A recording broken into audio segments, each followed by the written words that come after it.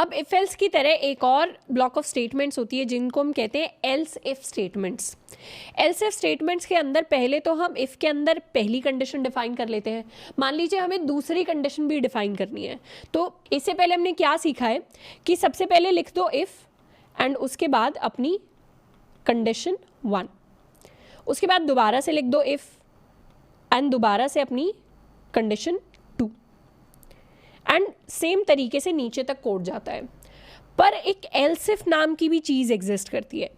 If क्या करेगा, पहले इसको चेक करेगा, ये तो एग्जीक्यूट हो गया मान लो, तो अगली बार आएगा तो इसको भी चेक करेगा, चाहे ऊपर वाला सच हो या झूठ हो।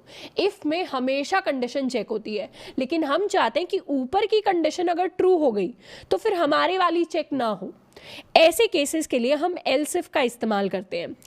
इफ बार बार लिख दिया तो हर बार चेक होगा, लेकिन एल्स इफ लिखा तो ऊपर वाला इफ अगर ट्रू था तो ये चेक नहीं होगा, ऊपर वाला इफ अगर फॉल्स है तभी एल्स इफ वाली कंडीशन चेक होगी। एल्स इफ कंडीशन के अंदर हम पहले एल्स लिखते हैं, फिर स्पेस देके इफ लिखते हैं, उसके बाद अपनी कंडीशन को डिफाइन करते हैं एंड फिर अपना ब्लॉक ऑफ कोड लिखते हैं जिसमें हम मल्टीपल लाइंस को लिख सकते हैं।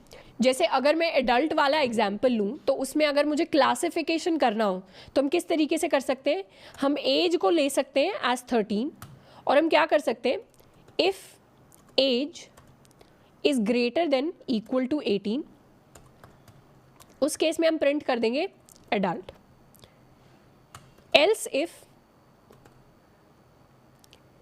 As is greater than equal to 13 and age is less than 18, तो 13 से अगर 18 के बीच में एज है तो उस केस में हम क्या प्रिंट करना है, उस केस में हम प्रिंट करना चाहते हैं टीनेजर।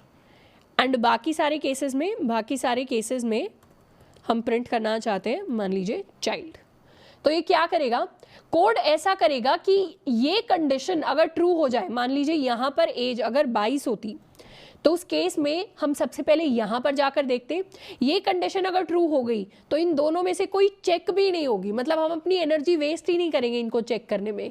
लेकिन अगर ये कंडीशन 13 है तो यहाँ पर फॉल्स हुई, तब हम इस एल्स इफ के अंदर जाकर कंडीशन को चेक करेंगे। तो बेसिकली एल्स इफ लिखने से कंपाइलर का कंप्यूटेशनल टाइम बचता है कि वो कितनी मेहनत कर रहा है सेम कंडीशंस को चेक करने के लिए।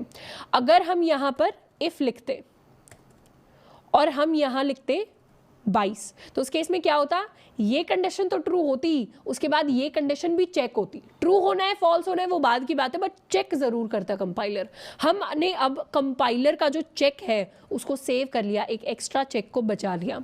इस कोड को अगर मैं रन करूं तो मेरे लिए प्रिंट होगा for age 13 my output is teenager.